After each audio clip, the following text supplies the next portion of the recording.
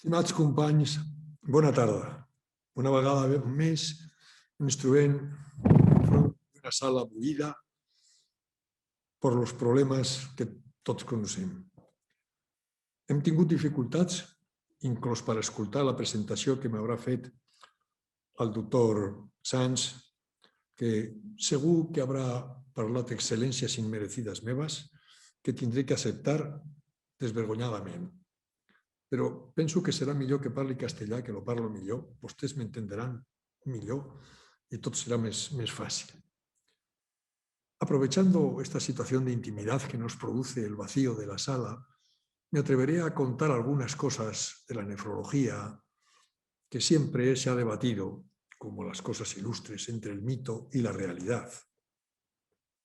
Para muchos, la nefrología no es más que una continuación de lo ocurrido en aquellos hospitales heroicos de nuestros primeros tiempos como médicos, en donde al ser prácticamente quirúrgicos, se producían verdaderos fenómenos de insuficiencias renales, de deshidrataciones, trastornos electrolíticos de todo tipo.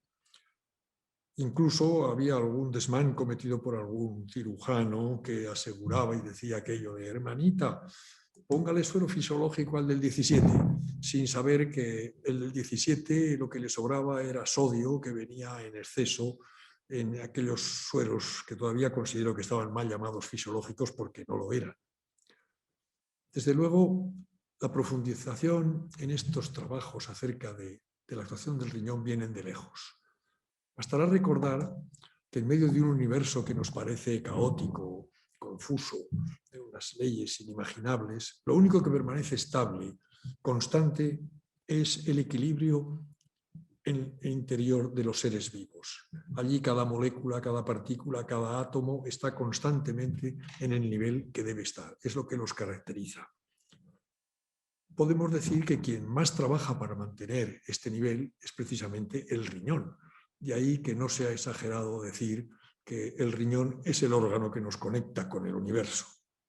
Por si eso no fuera cierto al darle importancia al riñón, deberemos considerar que del gasto cardíaco, de la sangre que sale del corazón, el 20% va a parar al riñón, mientras que el cerebro, el órgano más celebrado por todo el mundo, apenas recibe entre un 12 y un 15%.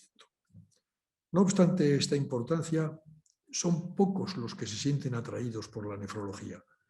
Los jóvenes médicos consideran que la nefrología, como la urología, puede ser una especialidad que trabaja en las cloacas del organismo, cosa que no es así, ni mucho menos. Y por otro lado se encuentran sorprendidos por lo que consideran una falta de método en nuestros procesos. Por ejemplo, si lo principal de la ciencia es la medición de todo lo que pueda ser, hay que medir todo lo que se pueda, y resulta que el nefrólogo pues, tiene para la tensión arterial 2 cifras, una máxima y una mínima. Entonces no se sabe muy bien con cuál quedarse. O bien, ya no quiero hablar de lo que nos sucede al querer contabilizar el número de hidrogeniones que tenemos, que nada menos que utilizamos el pH, el inverso del logaritmo de la concentración de hidrogeniones. Eso no lo puede soportar ninguna persona honesta. En otras ocasiones aún confundimos más la cosa cuando hablamos de algún producto nuestro por la acción contraria de lo que hacen, la hormona antidiurética. Esto lleva a confusión. Si para colmo, en plan de defender nuestra especialidad, hemos puesto unas murallas delante con el número de Avogadro o la ecuación de Henderson-Hasselbalch, es natural que el estudiante rechace la opinión. Sin embargo, el riñón ha formado parte desde tiempos inmemorables. En el antiguo Egipto, por ejemplo, podemos encontrar no muchas cosas, pero dada su afición que tenían a la momificación, encerraban en los canopos corazón y riñones. Y tenían su relación con algunos de los procesos que hemos podido todavía identificar, como la esquistomiasis, la bilarzosis, la espionefrosis y la presencia de cálculos. Son frecuentes. Incluso en algunos de los bajorrelieves de sus templos se ha podido ver que retrataban gente con edemas corporales. También en el Antiguo Testamento aparecen numerosas invocaciones a los riñones que consideraban como el centro de la personalidad. Para algunos estudiosos lo señalan como el lugar donde residía el concepto de la moral. De hecho, en salmos distintos, en el libro de Job, en el Deuteronomio, surgen alusiones continuamente a todo ello. Hablan y describen algunos procesos, pero todo lo achaca a cosas sobrenaturales. Tenemos que llegar a la antigua Grecia, que como tantas cosas también avanzó en medicina. Tales de Mileto, además de sus teoremas, tuvo y aventuró cosas como el hecho de que el cuerpo humano estaba fundamentalmente compuesto por agua y no andaba desencaminado. Hipócrates fue el padre de la medicina en tantos sentidos y fue quien cambió aquella medicina mágica del periodo homérico por una medicina más filosófica, pero le llevó a hacer ciertos estudios como insistir en que una orina clara era signo de mal pronóstico o que una orina espumosa también lo era, como hoy se ha confirmado al ver que contenía proteínas. Las orinas sanguinolentas procedían, según él, del riñón. Hizo una medicina mucho mejor. Dioscórides es conocido por todos nosotros, puesto que fue quien clasificó infinidad de plantas y entre ellas mencionó muchas con poderes diuréticos que fueron utilizadas durante muchos años. Los espárragos, alcachofas, berros, nombra también a la chicoria, etc. ¿no? Posteriormente, cuando el Imperio Romano se apoderó de Macedonia, absorbió también sus conceptos médicos, pero los rodeó de unas situaciones de magia que no venían al caso. Galeno fue uno de estos griegos romanizados. Había nacido en Pérgamo, en lo que es el Asia Menor, y Galeno comenzó con la disección de los organismos y él supuso con acierto que el riñón trabajaba en una forma de depuración del organismo.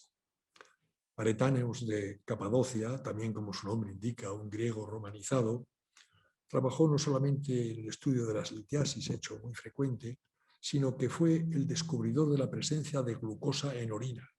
No sé de qué forma se enteró de que había azúcar en orina, no lo quiero saber. Pero a él se le atribuye también el concepto de diabetes. De Teófilus hablaremos un poco más tarde. Después del Imperio Romano, hubo gente que, huyendo de la molicie, de la depravación que existía en Roma, se refugiaron como anacoretas en el desierto. Entre ellos, que fueron sus llamados padres del desierto, destacan todos estos que mencionan aquí, pero merece una mención especial probablemente Simeón el Estilita. Simeón el Estilita, no confundir con Simeón el Estilita, el viejo, o Simeón el Estilista III, fueron distintos. Simeón, este Simeón que aquí nos trae, se pasó 37 años subido a una columna. No quería saber nada de nadie. Y hacía como el resto de los padres del desierto, hacía poco uso del agua. Habían comenzado rechazando los baños termales romanos para acabar rechazando cualquier contacto con el agua.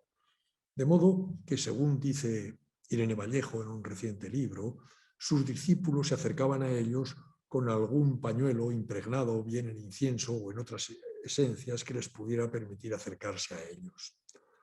Pues bien, allí se menciona por primera vez a Euremio PCO2. Euremio PCO2 permaneció impasible al pie de la columna de Simeón el Estilita durante sus 37 años, aguantando impertérrito los desechos que de él le caían. Y eso le permitió observar en el cielo límpido de Oriente la emisión de orina de Simeón y comenzó a hacer sus comprobaciones acerca del punto más alto, el azimut de esta emisión, la longitud, el número de micciones diarias, tanto diurnas como nocturnas, y se le considera, por tanto, como uno de los artífices, de manera un poco apócrifa, de la nefrología y sobre todo del estudio de la función renal. Comprenderán que estos aromas que desprendían los padres del desierto son los que han dado lugar a que la gente confunda con frecuencia loor de santidad con olor de santidad. Todo esto puede comprobarse en la Historia lausíaca de San Palladio, que está dentro de un género llamado patericá. Se han podido descubrir algunos frescos bizantinos, entre los cuales investigaciones posteriores dieron lugar a encontrar, o dijeron encontrar, a Auremio con las tablas de electrolitos. Yo creo que esto es una falsificación burda de un personaje sin escrúpulos que lo ha puesto aquí. No creo absolutamente que esto sea cierto. Pues bien, una vez destruido el Imperio Romano de Occidente, el saber, y por lo tanto la medicina, quedó en manos de Bizancio. Y dentro de Bizancio hubo unas escuelas en Edesa y en Nasivis que se establecieron en Siria, donde continuaron los estudios de Galeno. Sin embargo, estas escuelas estaban dirigidas por nestorianos. Los nestorianos fueron considerados herejes por discutir la dualidad de la persona de Jesucristo. Ellos defendían que era por un lado la persona humana y por otro la divina. Por ese motivo fueron perseguidos por Roma y tuvieron que reunirse en Yondisapur, en Persia, donde allí fue donde aquel Teófilo que antes hemos dejado en marcha fue donde hizo sus avances y sus escritos. Todo aquello quedó en el olvido hasta la llegada del Islam. El Islam insufló nueva energía a los estudios médicos y cabe destacar algunos de sus tabibs, de sus expertos. Por ejemplo, Races, me niego a leer todo el nombre completo porque no lo sabría pronunciar. Races había nacido en un pequeño pueblo al sur de Teherán, donde curiosamente también nació Haraún el-Rashiz, el autor de Las Mil y Una Noches. Pues bien, este Races, que de profesión era músico, hizo brillantes descripciones alrededor del riñón. Describió, por ejemplo, brillantemente un absceso renal. Tiene también otra de lo que parece ser lo que hoy diríamos una púrpura de Schönlein-Henoch e incluso un síndrome hepatorrenal. Otro de los conocidos, más conocidos, fue Avicena. Avicena fue un niño prodigio, era poeta, era un bon vivant, por eso se dedicó a la política, y trajo también sus estudios, entre los cuales acerca de ciertas funciones del riñón y sobre todo de su anatomía. Según él, sostenía que el riñón derecho estaba más alto, como así es verdad, está más arriba que el izquierdo, por estar más próximo al hígado y favorecer los fenómenos de depuración. Él fue instruido en estas cosas por Al-Masisi, el cristiano. Después del Islam nos encontramos con que sus enseñanzas fueron acogidas por la Escuela de Salerno en Italia y los contactos del viejo reino de Aragón con las repúblicas de Génova y de Pisa dieron lugar a que numerosos médicos italianos acudieran en Barcelona, se mantuvieron todos estos que aquí menciono y que me niego a nombrar uno por uno, pero fueron importantes en cuanto a la ayuda del desarrollo de nuestras cosas. Mención especial requiere Arnau de Vilanova, por algo se daba un nombre a varios hospitales de la Seguridad Social. Su tratado sobre los cálculos fue regalado al Papa Bonifacio VIII. Él fue médico personal de los reyes Pedro II y Jaime II y de los papas Clemente V y Bonifacio VIII. También Andrés Laguna, un médico, un converso judío segoviano, hizo también sus pinitos en la nefrología y bueno, trabajó, hizo sus estudios y hizo un tratado interesante sobre el aparato urinario. Muchos siguieron los estudios, son numerosos, ¿para qué mencionarlos a todos? Basta decir que se ocupaban más de la urología realmente que de la nefrología. Sobre todo se dedicaron al estudio de cálculos, hasta que llegó Vesalio. Vesalio, con sus estudios anatómicos, trajo toda una escuela de todos estos, de Juan Pascual, Cristóbal de Vera, etc. Pero una mención especial merece Francisco Sánchez de Oropesa. Francisco Sánchez de Oropesa fue un médico interesante que trata y describe muy bien un par de fracasos renales agudos. Uno de ellos, que se da en el obispo de Toledo, el cual fue intoxicado por polvo de antimonio que le había recetado su médico y le provocó un fracaso renal. Más tarde también tuvo que tratar por las mismas circunstancias al archidiácono de Niebla, en Andalucía, solo que en este caso su insuficiencia renal, que le llevó a la muerte, la atribuyó a la ingesta masiva de berros. Francisco Díaz fue otro de los médicos importantes en aquel tiempo y tiene descripciones acerca del cuerpo humano con las lesiones renales, sobre abscesos, tumores, ulceraciones, inflamaciones, etcétera, ¿no? Fueron importantes. Pero la figura realmente fue Malpighi. Malpighi empezó a dar descripción microscópica del riñón y recordarán que todavía hoy las pirámides de Malpighi llevan su nombre dentro del riñón. Tras él hubo ya una medicina más sensata, más racional, y así nos aparecen, por ejemplo, Bowman, que dio también nombre en estos estudios microscópicos a lo que es la cápsula del glomérulo, o Richard Bright, más tardíamente. Richard Bright describió la proteinuria, la cantidad de proteínas en orina o de sangre en orina, y la insuficiencia renal, y trabajó hasta tal punto que la insuficiencia renal durante muchos años fue llamada mal de Bright. Claude Bernard es un puntero fundamental en la evolución de la nefrología. Él quería ser literato y llegó a escribir incluso un vodevil. Escribió un vodevil titulado Rosa y el Ródano, pero le aconsejaron que dejara la literatura por el bien de la misma. Y se dedicó a la medicina y fue el artífice del concepto del mantenimiento constante del equilibrio entre los diferentes componentes, moléculas, partículas dentro del organismo, pues el concepto de la homeostasis.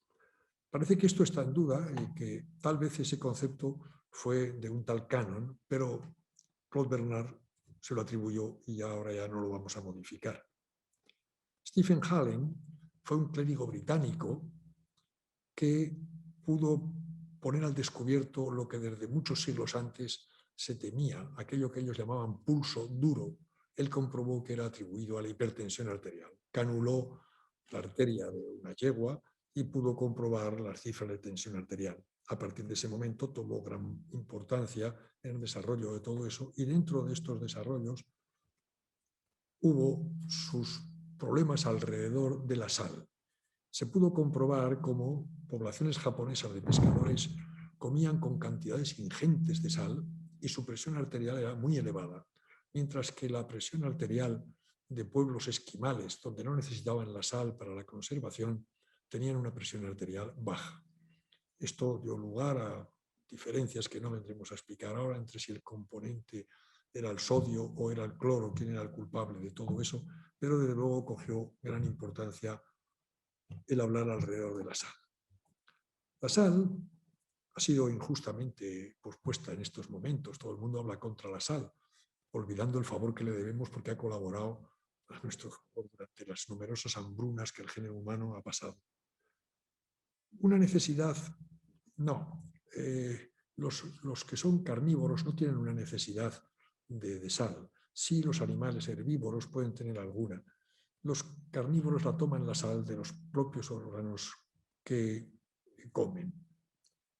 El hombre, en nuestros antepasados, los homínidos primitísimos, eran vegetarianos y además se desenvolvían en tierras cálidas, con lo cual la pérdida de líquidos y de sal era descomunal. De forma que se estableció una selección natural al ver quién podía retener esa sal y quién no. Incluso se dice que la bipedestación favorece la secreción de aldosterona, produciendo un ahorro de agua y de sodio.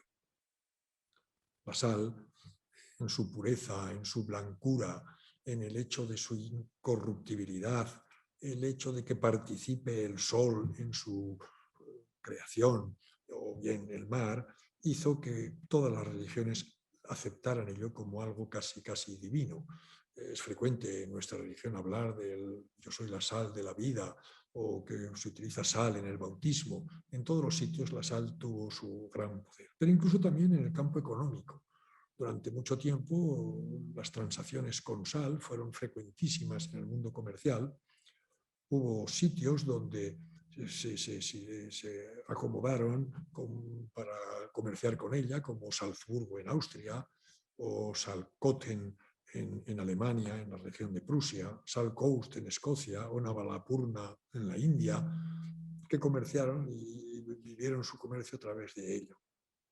Incluso la sal ha tenido su importancia en cosas tan peregrinas como la independencia de la India. En la India los británicos tenían el monopolio de la sal, con lo cual los indios se veían privados de ella cuando eran gente que casi eran vegetarianos y además era una zona tórrida. Fue uno de los problemas grandes. De la importancia de la sal, la idea de que la vía Valeria o la vía Apia fueron hechas en principio para el transporte de la sal. Tanta importancia se le dio a la sal que incluso se creyó que podría servir como un medio terapéutico, provocando horrorosos problemas a quienes daban sal sin ton ni son. Curiosamente, la importancia de la ha sido tal que incluso en el arte numerosos pintores la han reflejado en sus obras. Por ejemplo, en La Última Cena de Leonardo da Vinci aparece un salero, como aparece también en La Cena de Maús de Poussin, o aparece también de Raffaelli en La Última Cena cuando Judas derrama la sal. Con todo ello teníamos ya hecha la idea de que el riñón era fundamental y que cuando no funcionaba esto iba mal. Pero fue providencial el hallazgo de Graham. Graham, un químico británico, descubrió un día, cuando volvía del pub de debajo de su casa, hizo un experimento estrafalario. No sé en qué condiciones debía volver del pub, pero lo que se le ocurrió fue partir una botella por la mitad y taparla con un papel apergaminado y someterla a baños con distintas soluciones de distintas osmolaridades, comprobando que había una transferencia entre unos y otros lados de la membrana.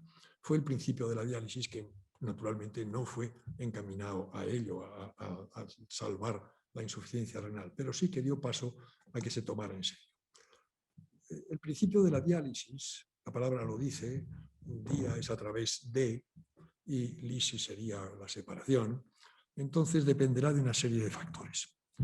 El concepto es fácil. Si en un recipiente lo dividimos en dos partes con una membrana semipermeable y en una ponemos café y en otra ponemos leche, al cabo de poco tiempo tendremos un café con leche en ambos lados. Mejor aún si ponemos ron y Coca-Cola, tendremos un Cuba Libre en ambos sitios. ¿De qué dependerá ese paso de las sustancias? Pues dependerá de esa membrana, de qué tamaño tiene el poro, cuánta es la superficie de contacto, qué tiempo está en contacto con ello y qué diferencia hay entre, o qué gradientes hay entre las presiones hidrostáticas, osmóticas o de las cargas eléctricas. Este es el principio fácil. Se buscó entonces cómo llevar a cabo esa diálisis en el organismo humano. Y así, Stephen Hals, el que antes hemos hablado, que se ocupó de la hipertensión arterial, tuvo ocasión, en sus aficiones, era un presbítero, era un cura, de escuchar charlas en la Royal Society of Medicine de Londres. Y allí un tal Warwick explicó unas acciones que estaba llevando a cabo en las ascitis recurrentes. Entonces, en esa ascitis no se le ocurría otra cosa que sacar el líquido ascítico y sustituirlo por una mezcla increíble. Agua clara de Bristol y vino clarete de Burdeos, de una marca que se llamaba Coore. Él presenció aquel experimento, el paciente cayó, convulsionó, pero se recuperó. Y él colaboró en decirle que era mejor que en vez de hacer el agujero con un trocar hiciera dos, uno para sacar el líquido y otro para meter el líquido del cual quería. Entonces, no lo utilizó precisamente para esto, pero se buscó, dio lugar a que este lavado intestinal dio lugar a que se pensase dónde se podría efectuar esto. Entonces el peritoneo tiene una membrana semipermeable por aquellos pequeños vasos y allí se podría utilizar como diálisis. Se vino utilizando durante un tiempo, hubo muchos que colaboraron en ello, haciendo nuevos catéteres como Maxwell, Palmer, Quinton, Tenhoff, y se pudo ir utilizando, pero tenía, como pueden imaginar, sus limitaciones, el poner este líquido en contacto con la sangre. De modo que hubo gente como Alexis Carrel, cuya historia es curiosa. Alexis Carrel describió un aparato para, en los órganos que él sacaba de animales, llevar a cabo una perfusión. Curiosamente, en esta perfusión le ayudó nada menos que Charles Lindbergh, el piloto aquel que atravesó el Atlántico con el Espíritu de San Luis. Esa perfusión de ello le llevó poco tiempo después, en el año 12, a recibir el premio Nobel. Sin embargo, después de la Guerra Mundial, se descubrió que su tendencia a defender la eugenesia y el hecho de haber sido colaboracionista con el gobierno de Vichy hizo que le retiraran casi todos los honores, le retiraron hasta el nombre de las calles. Curiosamente, queda una calle en Las Palmas de Gran Canaria a su nombre. Otros hicieron aparatos de vividifusión. Ponían la sangre en contacto, sacándola del paciente y ponerla en contacto con el líquido de diálisis, como fueron Abbey, Romp. Esto lo hacían en animales de experimentación, claro, y Turner. No obtuvieron grandes éxitos, hasta que no llegó Alwal, que fue el primero que describió un riñón simple. He aquí la sangre fluye a través de unos catéteres, creo que no hace falta señalarlo, a través de la cateterización de arteria renal y de una vena del antebrazo, lo introducía en un recipiente con líquido de diálisis, donde se movía a través de una celofana que iba en espiral, y aquello produjo pues ciertas ventajas. Pero realmente el autor del primer riñón artificial es Kolff. Kolff tuvo verdaderas dificultades, puesto que lo desarrolló en su Holanda natal, cuando estaba refugiado de la invasión de los nazis. Describió un riñón que hoy parecería sacado de una novela de Julio Verne o algo por el estilo, y pudo publicar una serie de hechos que había empleado, aunque tuvo que confesar que se le habían muerto todos. Sin embargo, cosas del destino, cosas irónicas, poco después apareció una colaboracionista de los nazis con una insuficiencia renal por haber sido tratada con sulfotiazida durante un periodo de tiempo excesivamente largo. La dializó con este riñón suyo a lo largo de 11 horas y media, tras la cual la mujer recuperó la función renal pasando previamente por una fase poliúrica. A partir de ahí se empezó a poder utilizar la diálisis como tratamiento de la insuficiencia renal. Cabe destacar que fue necesario el buscar unas fuentes de sangre que alimentaran este riñón artificial y que también lo pudieran recoger. Y en este sentido, Quinton trabajó, como también Schreiner, del cual tuve ocasión de oírle a él mismo, cómo relató que la primera cánula que aquí viene reflejada saliendo se unían en una zona determinada que se separaba para cada diálisis. Ahora me he equivocado yo. Schreiner publicó los 7 casos primeros que le dieron un resultado extraordinario y, sin embargo, los 7 siguientes fueron un auténtico fracaso, fue una casualidad. Afortunadamente, no publicó estos segundos y con éxito la cánula de Schreiner se sigue utilizando por todos los sitios. Quizás es preciso, para los que se conocen el tema, explicar muy someramente en qué funciona, cómo funciona un riñón artificial.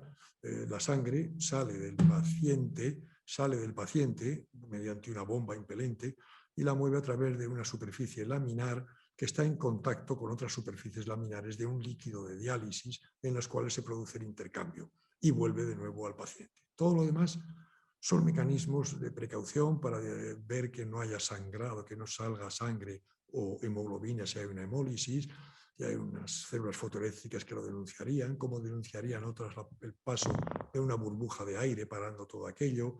El proceso es aparentemente simple. De modo que ya teníamos al menos un proyecto de tratamiento de la insuficiencia renal, ya se veía cómo se podían hacer las cosas. Sin embargo, había un problema enorme, era el problema económico. El problema económico superaba las posibilidades y el Estado era cicatero en ello. De modo que, afortunadamente, la revista Life, aquella que recordarán por aquellas hermosas fotografías que publicaba hace años, tuvo un artículo que fue conmovedor y que sirvió de aldabonazo en la conciencia de todo el mundo. El artículo decía: ellos deciden quién vive y quién muere. La vida, el comité de la vida y de la muerte. Y entonces en él reflejaban cosas que hoy nos sorprenderían, como un comité formado por un médico, sociólogos, trabajadores sociales, psiquiatras, de todo, ¿no? Y hasta el director del centro, decidían ver quién podía entrar. Ya que esto fue horroroso, porque podían entrar aquellos enfermos que tuvieran un máximo de 45 años de edad, que fueran maduros emocionalmente, que fueran ciudadanos responsables, que no tuvieran una historia larga de hipertensión o de otras enfermedades, que demostraran un afán de cooperación. que tuvieran un leve deterioro de la función renal, que llevaran 6 meses residiendo en el área que les correspondía, que tenían un soporte financiero, esto era fundamental, que fueran valiosos para la comunidad y que tuvieran una rehabilitación potencial y que eran psíquicamente estables. Esto sirvió, como decíamos, de aldabonazo en la conciencia de todo el mundo y la administración americana no le quedó más remedio que admitir y emitir un mandato o lo que fuera, asegurando que todo ciudadano norteamericano tenía derecho a la diálisis. Después tuvieron que añadir si tenía insuficiencia renal, claro. Aquí padecimos esto y fue, sinceramente, me tocó vivirlo y era horroroso decidir quién entraba en la plaza de diálisis de las pocas que teníamos. Fue una situación espeluznante. Pero mientras tanto hubo otros médicos que se dedicaron con acierto a ello. Entre ellos nuestro casi olvidado Josep Trueta, que había trabajado como traumatólogo y ortopeda durante nuestra guerra civil y que en el 39 se exilió a Inglaterra, estuvo en Oxford, donde le cogió la guerra mundial. Entonces, además de los estudios en trauma y en ortopedia, es digno de señalar que también hizo sus estudios sobre la circulación renal. Había comprobado que aquellos enfermos que habían sufrido un blast injury o bien se habían mantenido con torniquetes más horas de la cuenta, presentaban un fracaso renal y en él había una vasoconstricción de la circulación cortical y no de la medular. Esto lo atribuyó a los productos tóxicos que salían de los músculos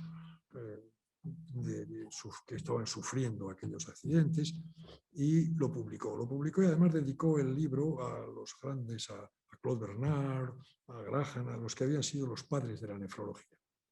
Hay una pequeña cosa que diremos ahora que estamos solos. Él hizo sus experiencias con conejos y lo atribuyó a la miosina del músculo. Años después se descubrió que el músculo del conejo no tiene miosina, pero de todos modos las cosas fueron verdaderamente interesantes.